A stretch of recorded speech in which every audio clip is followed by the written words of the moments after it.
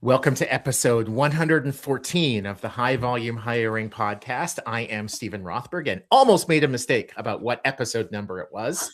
It seemed like it was 125, but it's actually only 114. So it is great to be here today. Our guest, who we'll introduce in a moment, is somebody I've known for a long time and is going to bring a little bit of a different perspective to high volume. We're not going to be talking so much about the enterprise organizations with tens of thousands of employees, but we're going to be talking a lot about those that still do a lot of high volume, but you might not see them as much in the media. Jeanette Leeds, my co-host. Good to see you today. Hello, everyone. Good to see you too. I'm personally very excited today. We have Dan Arkind here, who is a recovering recruiter.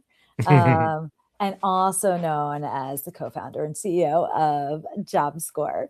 And topic today is how to select an ATS, which is near and dear to my heart because, as many of the listeners know, I was running an ATS for a while in the Americas. And so I love this topic. So Dan, welcome. Thank you. And thanks for inviting me, and happy to be lucky number 114. Woo! I love it. I know, good number. I'm like, not 125, 114. So why don't we, for our listeners who don't know you, just a little quick more background beyond recovering recruiter. Sure. So I started my recruiting career in the 90s. I only worked for one company. I started contingency, and then we did what's now called RPO. Although at that time it was called fixed cost, fixed time recruiting.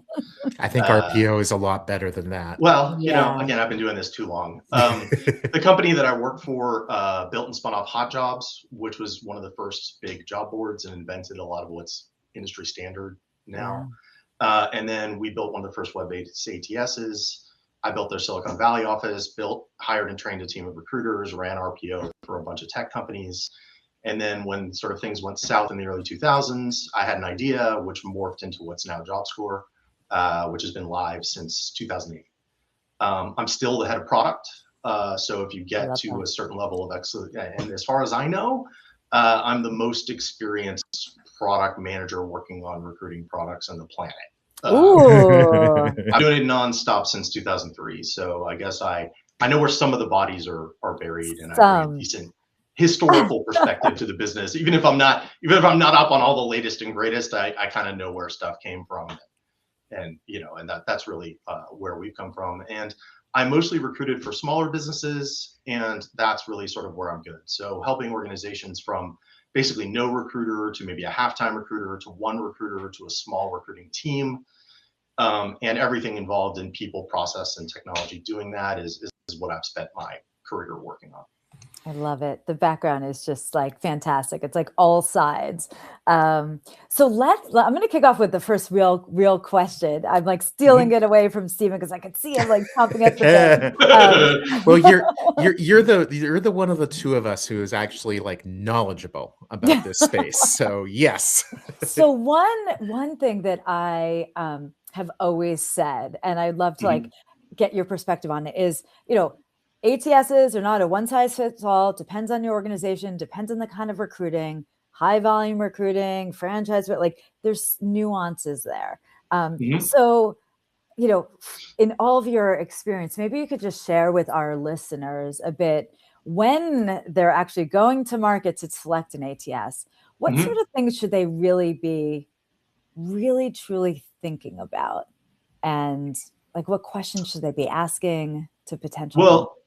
Well, I would basically say there's just two buckets there. And bucket one is what you should do before you make the first call or do your first little bit of research, which is often where, in particular, smaller organizations often kind of fall over, and bigger organizations get lost in political morass. So in other words, like kind of what happens is you need to be able to answer really good questions around extremely strategic topics, like not only where you've been and where you are, but where you want to go in terms of, for lack of a better way to put it, the talent acquisition maturity model.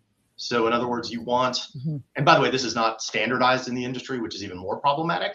So, and sales people at ATSs are not trained in it. they just go through checklists and they don't ask strategic questions. And, you know, sort of the before part is really understanding, you know, a couple of things well. And there's an exercise in agile software development, which, because I've spent too much time doing that, called keep, stop, start.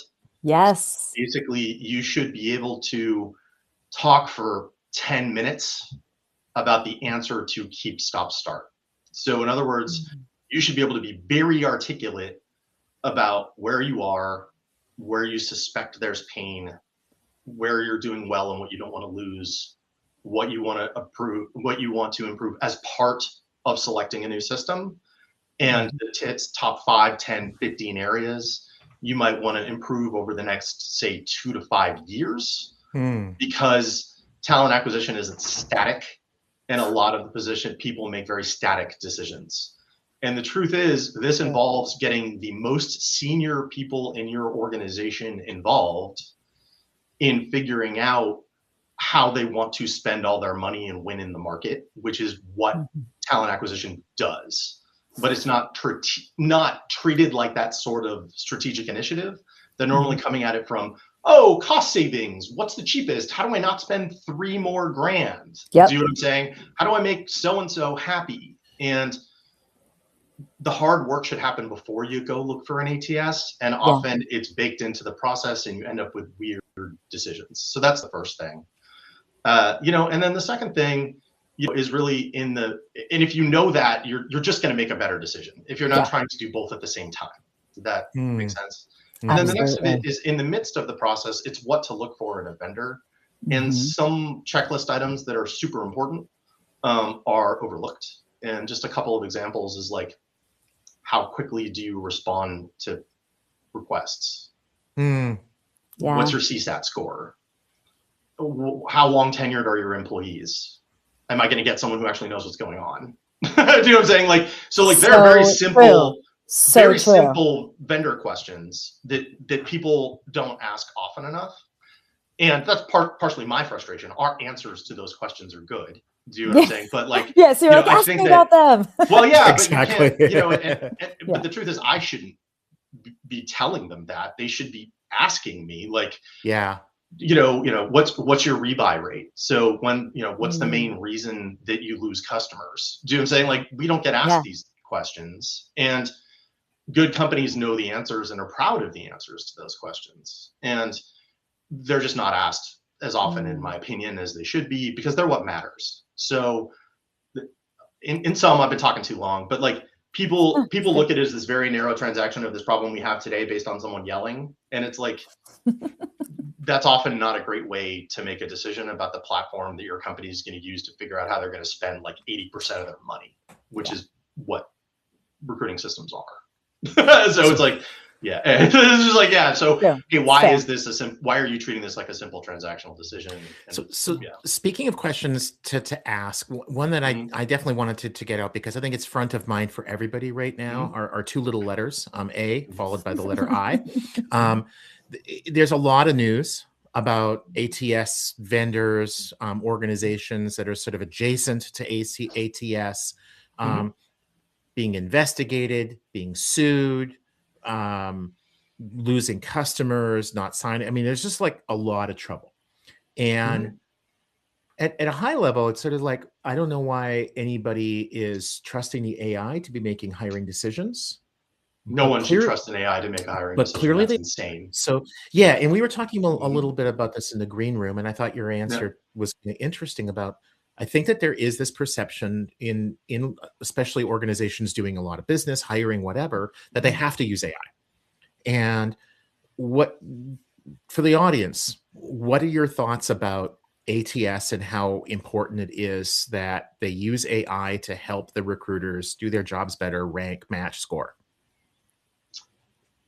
It's hard to give very simple answers to this question. It's obviously a complicated topic, and I am not an expert. So 3 words or less. Just kidding. So well, 3 words or less is don't do it. You know, is actually, if you just want 3 words. Oh, he did that. Yeah, that was good. So I think that, I mean, which is not a great answer, but my perspective is a little weird. Like, I'm a former Silicon Valley recruiter, and I recruited for tech startups, and I'm a former engineering recruiter, and none of this AI stuff is new, by the way. There's been stuff which is now being marketed as AI, which are 25-year-old ATS features. I just want to be really clear. Like, I agree with that. And AI has many branches and many potential uses. And by the way, and anyone who thinks it's just do it or don't do it is, unfortunately, it's just not that simple. But you guys had Martin Redstone on the other day, and he's very smart. And what he's saying is, and when I spoke with him a while ago, sort of what he believes is what we believe, which is you should be able to turn it on and off. You should be able to audit it. And in my opinion, you should have probably years of checking the validity of the results before you let it make decisions for you. Like, very large numbers of cycles of making sure that it's working correctly. And then you need a strategy to monitor that. And the technology to do that doesn't exist yet.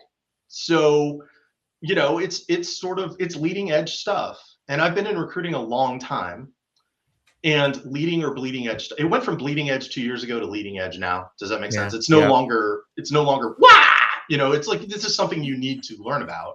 Yeah. And I think what's important is it should impact specific recruiting tasks that are done in your process. So it should be evaluated like any other technology, and AI is not special.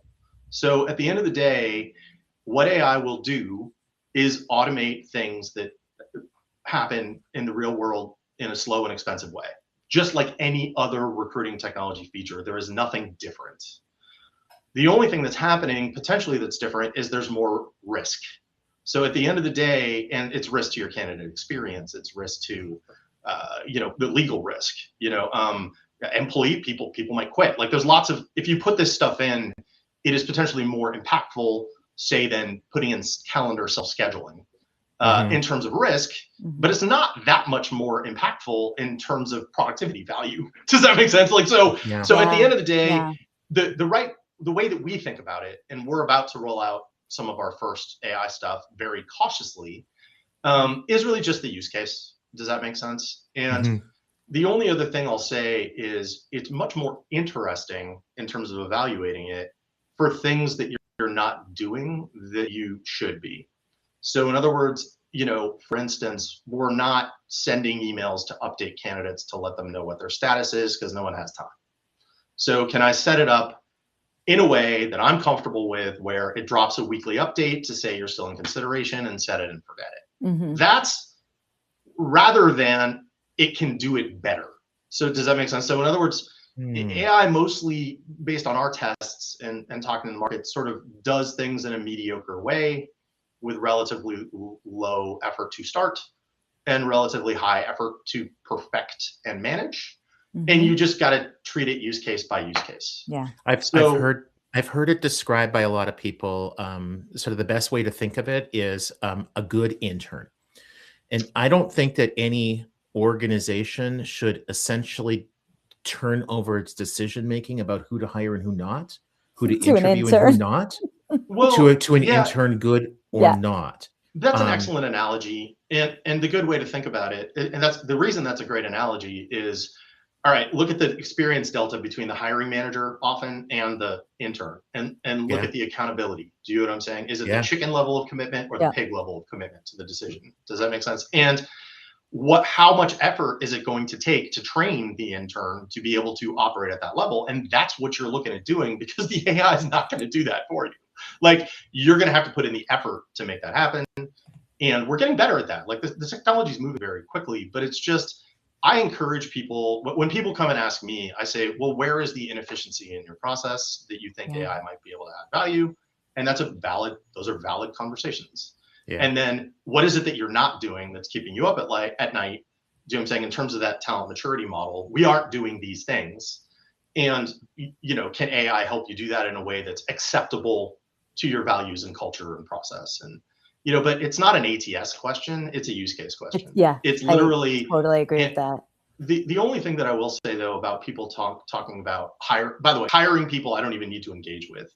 That's basically surrendering arguably some of the most important decisions at your company, that's bonkers. Do you know what I'm saying? Like, a CEO should be fired. Like, oh, they just make the hiring decision. Like, that's bizarre.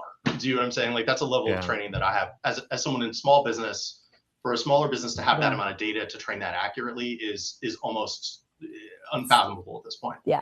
And even ranking candidates is, we have chosen not to do that because we believe that you need definitive inputs and outputs. So in other words, you need to say, and this is exactly how our stuff's been for a long time, we want exactly this. And then it says, do they have exactly this? And it's trying to solve what might I want to look at first, as opposed to, does that make sense? Like, it's just a lower bar. And absolutely. And whatever technology you use in that case, it's probably what should I pay attention to? And if you can't audit why you're making that decision based on inputs that you controlled and vetted, you might have a problem legally. AIs can't do that. We need to, apologize for kind of cutting in. We're at time. Oh my goodness. Time flies I know. It's when we're having fun. I'm terrible. Sorry. No, you're fantastic. Good. This is a lot to chew on, and thank you. Jeanette, any closing words? Closing words is, I think, Dan, we need you back for part 2 because